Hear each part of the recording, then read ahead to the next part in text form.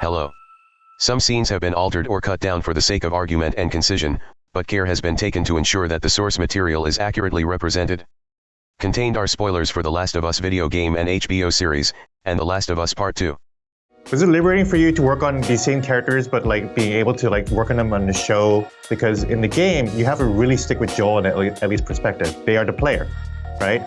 But now with the show, you can actually move the camera around and move the plot around to focus on other characters. How was that process for you?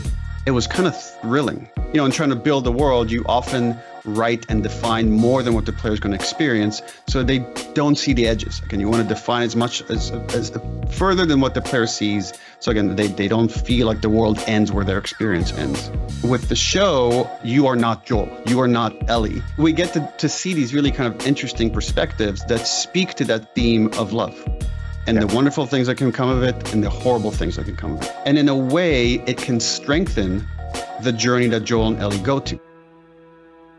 Whatever went down in the pre-production for HBO's The Last of Us, what's obviously lacking is an authority to challenge every narrative decision with two simple questions. Firstly, how does this actively and directly challenge or evolve Joel and Ellie's relationship in the present?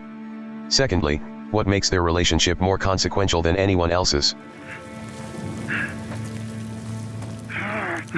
No, don't.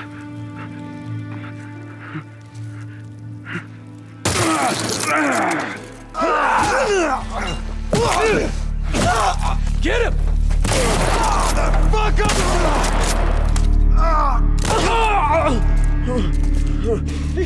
No, come on, man, don't kill me, please let me go.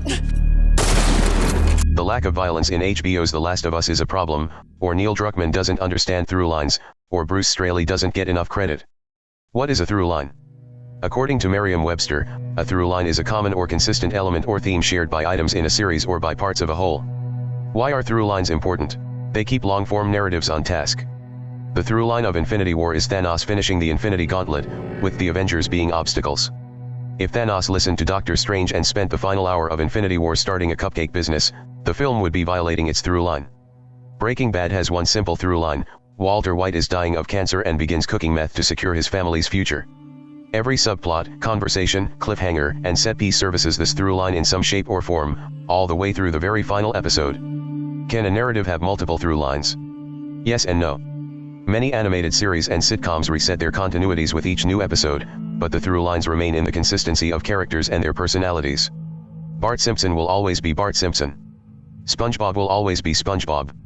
By further example, Mad Men's central throughline of Don Draper's personal upbringing and melodrama are scarcely addressed throughout the series, favoring a refresh of multiple concurrent throughlines at each new season. The reason this works is because this is the expectation established by the creators from the onset of the series, and therefore the expectation is adopted by the audience. More commonly in film, when a narrative has multiple singular throughlines, it structures the transition around pivotal scenes.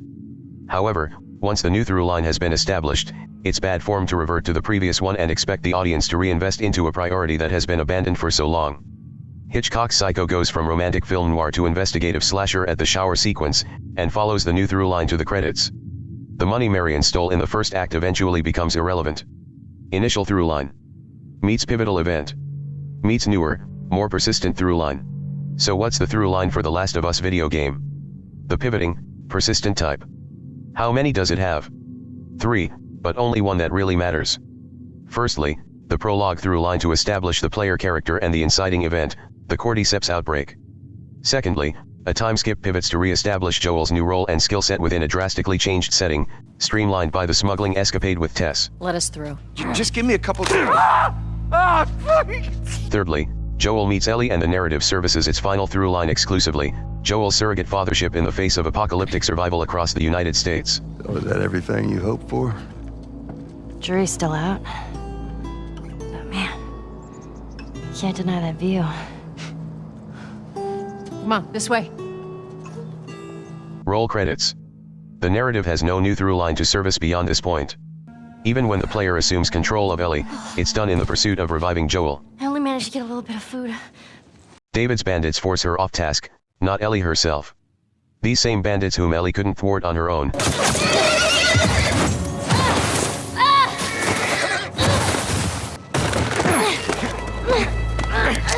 Relax. Keeping you alive here. There you go. There you go. Whom Joel massacres to a terror in the source material but is leisurely uncontested by in HBO's adaptation. Don't let him get you! Where is she? One way or another, you're gonna tell me! It's over here!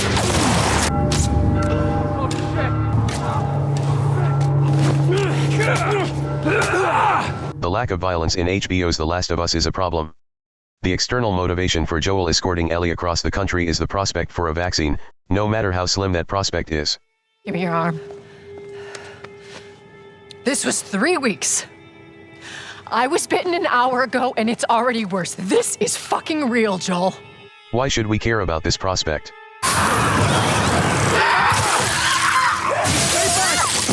Jimmy, I am warning you!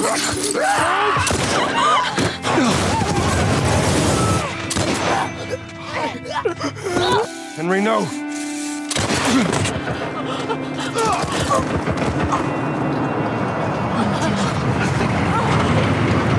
The less the world needs to deal with cordyceps, the less we'll have of that. The lack of violence in The Last of Us is a problem. After Ellie flees from the dam in the game, forcing Joel and Tommy to chase after her, why were they so desperately urgent to find her? Whoa! I got your back! How many do you see? Too goddamn many. When Joel and Ellie have their first major argument about their relationship and Joel's daughter Sarah is mentioned, Not her, you know. What? Maria told me about Sarah. Ellie? And why is Joel on the brink of cracking?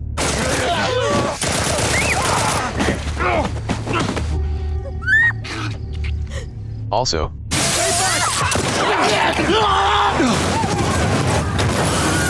Joel didn't lose Sarah to a lack of love. A globally violent situation took her from him, a situation that persists 2 decades later.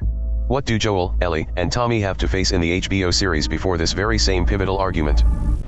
I said I might find you here. Figured I'd save you the trouble.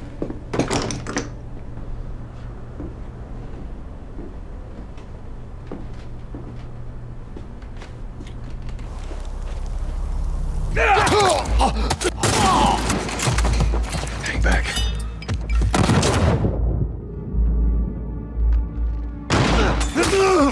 The lack of violence in HBO's The Last of Us is a problem. The HBO adaptation doesn't need violence at the same scale or frequency as the video game.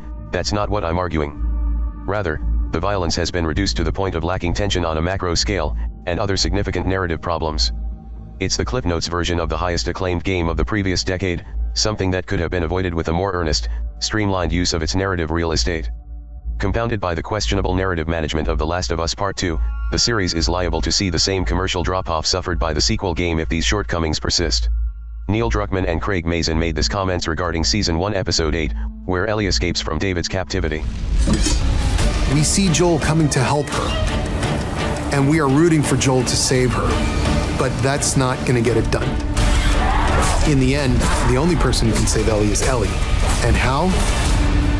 Violence. And you're waiting for him to do the traditional hero thing, which he's going to burst through the door, he's going to kill David, he's going to save Ellie, and then they can continue on the journey. No! And we wanted none of that. No! Get off of me! In a way, Joel saves her, but more emotionally. Where is she? Holy shit. Ellie. Stop! It is true to source that Ellie escapes David's grasp through violence and cleverness, but when Joel's simultaneous and larger scale violence is minimized and or downplayed, so is his importance to the material happenings of the plot. In a narrative that was constructed to almost exclusively prioritize his perspective, this is a problem, as Ellie's capabilities and agency in this setting are strictly pegged to her symbiotic proximity to Joel and his unique challenges. Joel is a very emotional character. However, emotional support is not his role as a character, it's not his service to the Throughline. This is Joel's service to the Throughline. Shit! Let go of me, you chicken shit!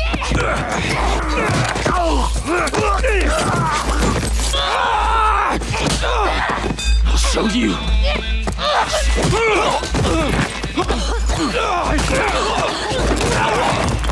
Joel Miller is not violent. Violence is Joel. His capacity for violence, the necessity of violence, his leadership in violent situations, his resistance to putting Ellie in violent situations, his willingness toward violence. The unrelenting violence and misery of the post-cordyceps United States is what creates the emotional urgency for protecting the far more vulnerable and, frankly, less capable Ellie from this violence and misery. Ellie was born post-outbreak, she lacks the perspective on pre-cordyceps peacetime that Joel would have. Ergo, her relatively more optimistic frame of reference is the emotional support for Joel's violent, miserable existence. Not the other way around. Wow. All right, ready? Ow. A blueberry hurt you? It's been a while since that boy even cracked a smile. She doesn't seem bothered by all this. Yes, she's suffered loss and seen people die, but in the post-apocalypse, that's nothing unusual. HBO made the deliberate decision to tone down Joel's violence, something that can't be accomplished without toning down the violence of the entire setting by extension. When the world doesn't demand Joel be a ruthless, vicious killer, his essential contribution to the source material's through-line is diminished. Moreover, the less the world needs extraordinarily violent people like Joel in order to safely maneuver, the less urgency there will be for humanity's cure to the cordyceps. A colossal, multi-staged human endeavor gets reduced to a problem that could have been solved with judicious use of kerosene, napalm, and pesticides. After all, the world is not that violent. The lack of violence in HBO's The Last of Us is a problem. Neil Druckmann doesn't understand Throughlines. The first 2 episodes were well on pace to follow the source material's throughline, but this derails by the end of episode 3. Bill's contribution to the video game's throughline beyond the practical matter of scavenging is to demonstrate the strain and emptiness of not having someone to endure and survive for. This is efficiently shown through his crankiness, loneliness, and paranoid survival strategies. Hey, Bobby Fischer, don't touch anything on that board. Yeah, sure, Joel, go ahead. Take my card. Take all my food, too, while you're at it. By the looks of it, you could lose some of that food. Listen to me, you little shit. No, fuck you! You handcuffed me! I need you to shut up. All right? But let me tell you a story. Once upon a time, I had somebody that I cared about. And in this world, that sort of shit's good for one thing, getting you killed. So you know what I did?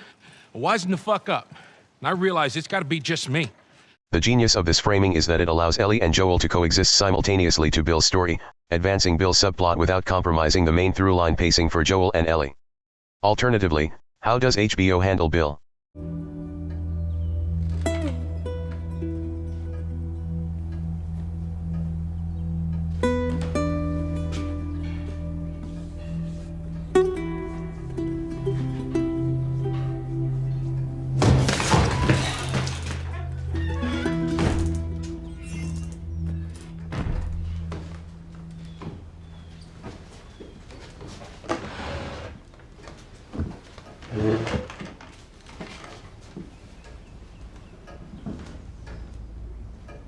Although HBO accomplishes a similar narrative idea to the source material when examined in isolation, Joel and Ellie are nowhere to be seen for the majority of the episode, and the main through line is put on pause for something that does nothing to evolve it in the present. Joel and Ellie gain nothing but Bill and Frank's material resources, something that doesn't necessitate an hour to communicate. If the video game had turned Bill's segment into a Life is Strange style point-and-click adventure romance between Bill and Frank, only to resume the game's original concept when Joel and Ellie arrive at the front door to take Bill's car, it would be equally well-paced. The lack of violence in HBO's The Last of Us is a problem. Neil Druckmann doesn't understand Throughlines. Bruce Straley deserves more credit. To HBO's credit, the climax of the Kansas City sequence is proper service to the throughline, even if the execution of the remaining episodes is incongruent.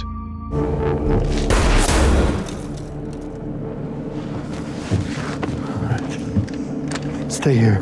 What? If you don't move, he's not gonna hit you. I'm gonna go around, try to get in the house through the back, and then I'll take him out. But if you go out there, he's gonna kill you. It's dark and he has shit aim. Nobody's gonna kill me. Then he's gonna kill us. The group encounters a dangerous situation, Joel takes the lead, resolves it, and has an outsized impact on the situation's outcome. Perfection. But this perfection is dampened by the episode wasted on Kathleen's unnecessary backstory, a backstory that thematically contributes nothing to the through line that Henry and Sam weren't already written for. In the video game, the Pittsburgh Hunters, Free Kansas City's equivalent, were a story-deficient obstacle because they didn't need to be anything more. Their contribution to the through line is their capacity for violence clashing with Joel's, pushing Joel to the upper limits of his capacity, and forcing Ellie to become a violent asset in spots where Joel becomes overwhelmed.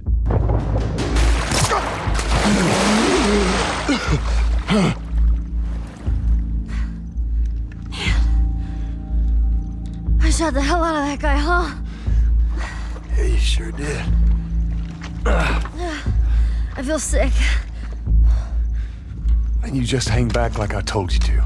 Ellie becoming a violent asset breaks down the major external trust barrier, opening the narrative to more nuanced internal explorations of their relationship. Right now, you're gonna lean right into that stock, because it is gonna kick a hell of a lot more than any baby rifle. Okay. Go and pull the bolt back. Grab it right there. Just tug it. There you go. Just so we're clear about back there, it was either him or me.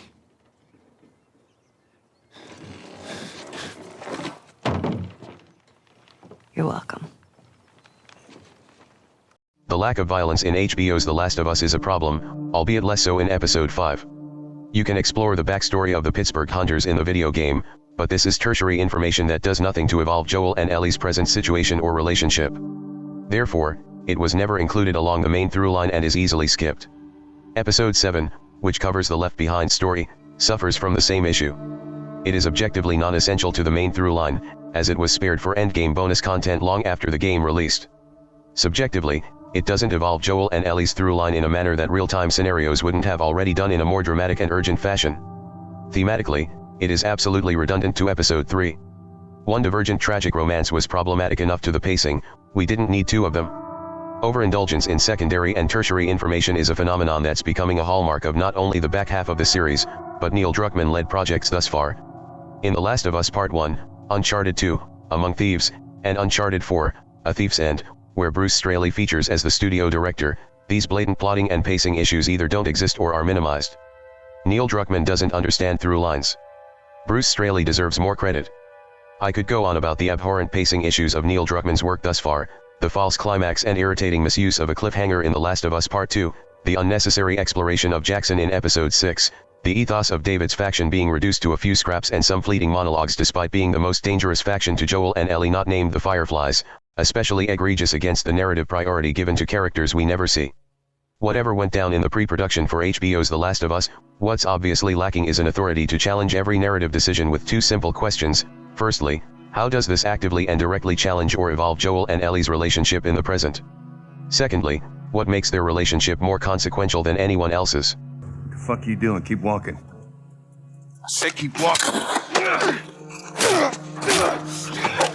Where's the operating room? I ain't got time for this. Where? Joel is supposed to be a menace, the catalyst for much death and disorder. When Joel is less violent, it's because the setting doesn't necessitate more violence. When the setting is less violent, the urgency to protect Ellie lacks the visceral paternal intensity. Without the visceral paternal intensity, the emotional and intellectual conflict behind Joel squashing the vaccine in exchange for keeping Ellie alive is diminished. Don't come any closer. I mean it. Additionally diminished is the urgency for the vaccine itself, and therefore Ellie's external importance to the setting, Joel's external importance to Ellie, Ellie's internal importance to Joel, and the integrity of the main through line of the source material. That through line being Joel's surrogate fathership in the face of apocalyptic survival, and how his capacity for violence is the narrative agent necessary to reach the intended conclusion. You can still do the right thing here. What happened?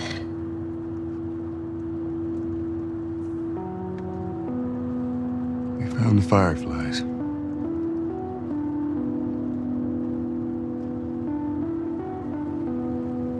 Turns out there's a whole lot more like you, Ellie. People that are immune. There's dozens, actually. Ain't done them a damn bit of good, neither.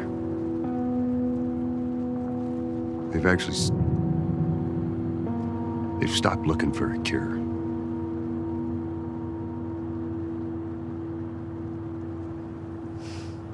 I'm taking us home.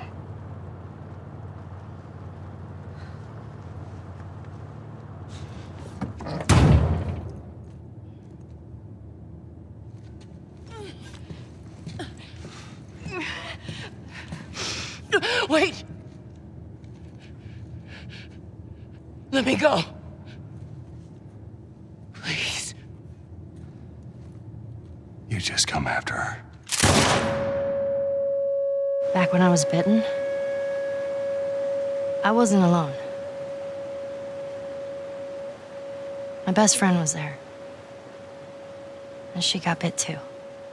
I'm still waiting for my turn. Ellie. Her name was Riley, and she was the first to die. And then it was Tess.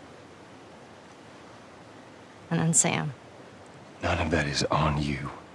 You don't understand. I struggled for a long time with surviving. And you... No matter what, you keep finding something to fight for. Now, I know that's not what you want to hear right now. Swear to me. Swear to me that everything that you've said about the Fireflies is true. I swear.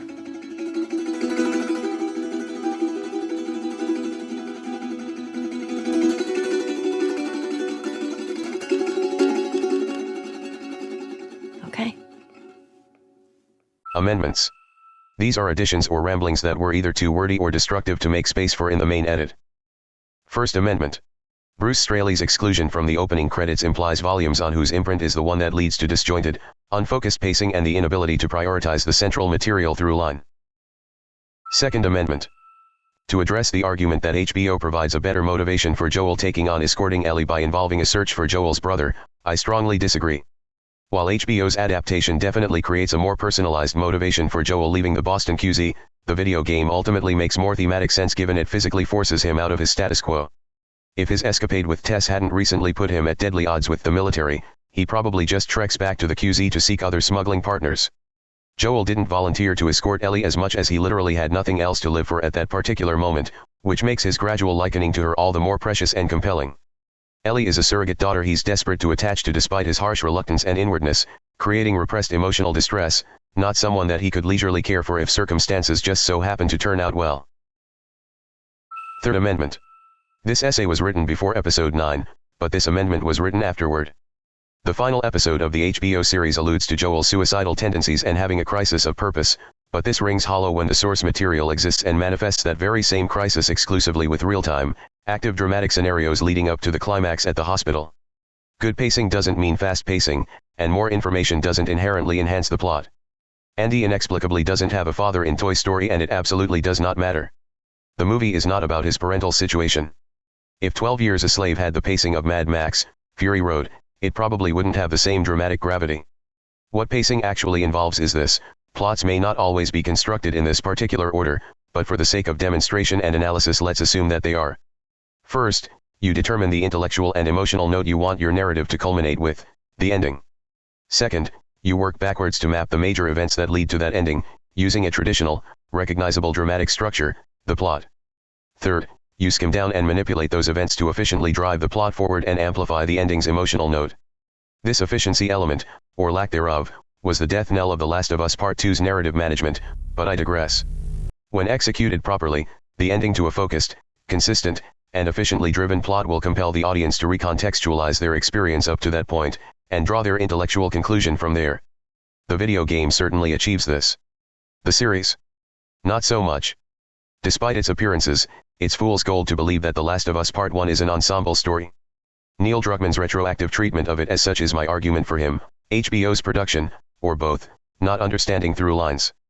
Obviously, it has an ensemble cast and multiple plot lines, but this oversimplistic metric would qualify the vast majority of narrative media, and is therefore toothless. What makes something an ensemble story is whether its individual plots can exist completely and utterly independent of each other. Ensemble stories are incredibly rare in video games, as the studio has to effectively create at least two separate games with two separate material endpoints. The most recent example off the top of my head is the narratively disconnected Pacific and Eastern Front campaigns for Call of Duty, World at War, and that game is extraordinary in this aspect. The simplest disqualifier for an ensemble story is whether the plot lines converge into a single material endpoint, which certainly entails The Last of Us. The Last of Us Part 1 is a one-track apocalyptic thriller about Joel, the extraordinary change in his status quo, the extraordinary demands of surviving the status quo, and how he finds purpose through it using extraordinary skills, for better or for worse. He is the only protagonist of every through line, from prologue to credits. Ellie can only go as far as Joel can, and she was a completely passive non-participant in the climactic event at the hospital. If they want to bend it to make it Ellie's story, they have the entirety of Part 2 to play with. Joel's slow but drastic emotional change throughout the story demands constant attention and focus, and that his perspective remain the unrelenting priority, something Neil Druckmann and HBO were very decidedly not willing to give him for some reason. The end.